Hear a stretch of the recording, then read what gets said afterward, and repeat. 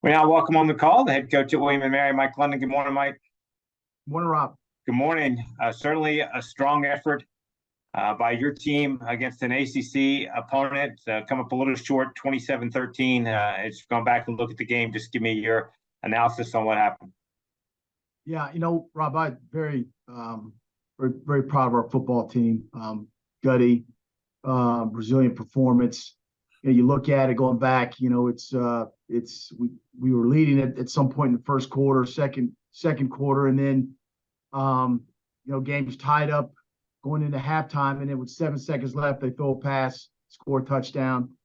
Came out third quarter, 0-0, and got down in the fourth quarter. I believe a couple questionable calls in terms of a fourth down situation and a fumble situation that kind of turned the game. They end up taking the ball and driving and scoring again. So, that's just the way it goes, sometimes. But I thought our guys played hard. They played well together collectively. 4 sacks on defense. John Pius did a great job with a strip sack, which was a little faster, got in the end zone. But, 57-yard run after that. Defensively offensively didn't give up any sacks. So a lot of gutsy performances. Very proud of this football team playing against a rough, rugged team that, had I know Coach Elliott was looking for them to put 4 quarters together because they were in some games. And again, going up there in that venue and having our guys an opportunity to play and compete, it was great. So now we got a bye week coming up, got a chance for guys to get healed and get back and get just get ready for our next opponent, which is Townsend, a very good football team. So with that being said, the people walking around this office around here with their heads up and their eyes on the opportunity to attack now our conference schedule. First question this morning from John O'Connor. Go ahead, John. Thank you, Rob. Mike, can I build on that with a question about whether the form of Saturday's game acts as a confidence booster in the FCS big picture for the Tribe? Thank you. Yeah, it does, John, because you look at the game, highly competitive, very physical. The thing that separated us probably they did a good job with their explosive plays. Those chunk plays that changed the field. First down plus. Normally we've been on the positive end of that, limiting him defensively, and they did a good job. Particularly a couple of deep throws and a couple runs. But to go back and forth toe to toe, to be leading for a moment, staying in the game is a credit to the players and the staff, and so it is a confidence booster. This is a good program. We got a good defense. Offensively, we're getting there as well. And I thought special teams, we did another pretty good job special teams wise, putting pressure on their punter. I think they averaged like 18 yards, net per net punt. So you look at it and you look at the things you have to correct, but you also look at the things at this point in the season when you're playing an FBS teams that were positive for you. And we're going to concentrate on that and getting better as we go into the bye week to get ourselves correct, to get our guys that have been out, get them back healthy, and then make the stretch run, for our conference schedule. Mike, could you elaborate on John Pius's day and perhaps the reflection on him, given the venue and the competition? Thank you. Yeah, John, he had an awesome day, highly competitive, and whatever level, FCS level, FBS level, he's since he's been here, he's proven with demonstrated performance that he can play this game, and he's got a terrific skill set. So he's only going to continue to keep getting better, and we're going to need him to keep playing his best, particularly the next game that counts, and that's in a couple of weeks now, our homecoming down here in Williamsburg. Hey, lastly from me, chances of Bronson Yoder being available for your next game are? Yeah, we'll know. I mean, it's good that that he hadn't been playing for a while, but it's also good that we got an open week coming up. So when I know, you might be second to the third to the last to know, John. Understood. Thank you, Coach.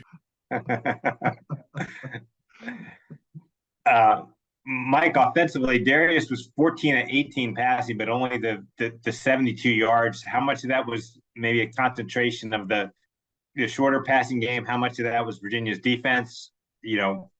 Just talk about his day.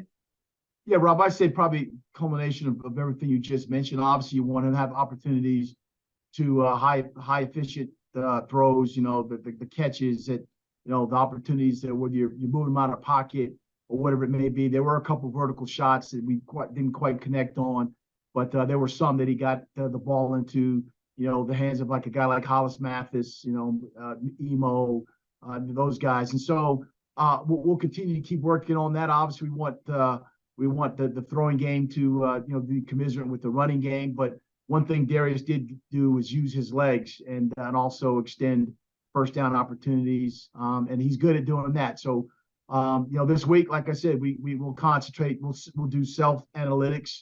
We'll do things that will bore down on what we need to do to get better, and then who we can put the ball in their hands to help us get better at doing it. So that's part of the open week, along with guys getting healed up and ready to go.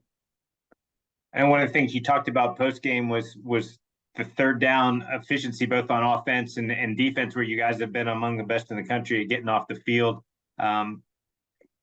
Just kind of dive into those issues that you had, and are those the type of things that maybe you can look at during the bye week to get better at?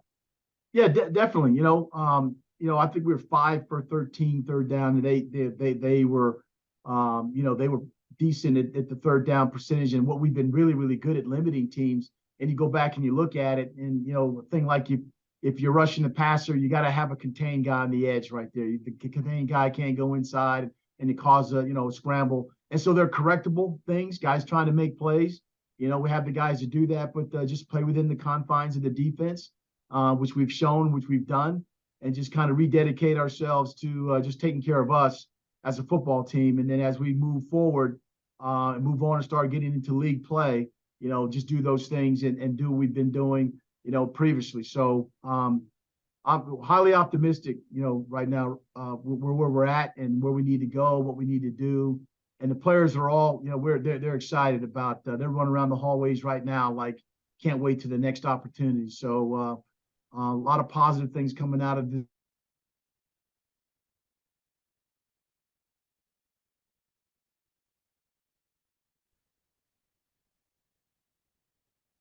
Might have lost. Coach, just one more as you come out of you touched on this maybe being a good time, right, in mid-season for this bye week. What's going to be the message to the team as you talked about the excitement, but as you have the conference schedule the rest of the way here? Yeah, to focus on the things that we can control. Control the controllables. The leadership is good. We're going to meet today. We don't practice today on a Monday, but we want to plan what the week looks like and make sure that we cover all bases.